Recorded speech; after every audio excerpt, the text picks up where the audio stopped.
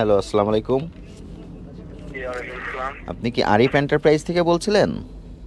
জি, হ্যাঁ ভাই। আচ্ছা, এই যে মিরপুর বেড়িবাঁধ থেকে আপনি যে গ্যাস নিয়েছেন আজকে 41টি সিলিন্ডার, 42টি সিলিন্ডার।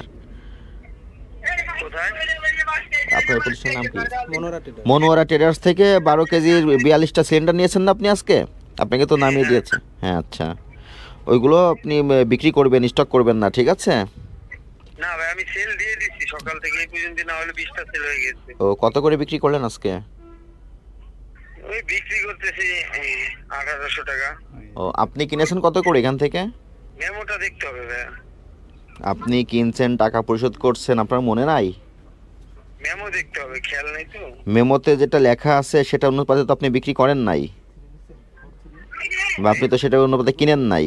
আপনার কাছ থেকে কত করে রেখেছে? 1500 করে? মেমোটা দেখতে হবে ভাই, আমার ওই মেমোটা দেখে তারপর আমি হিসাব করে আপনাকে আপনি তিনার কাছ থেকে রেগুলার মাল নেন।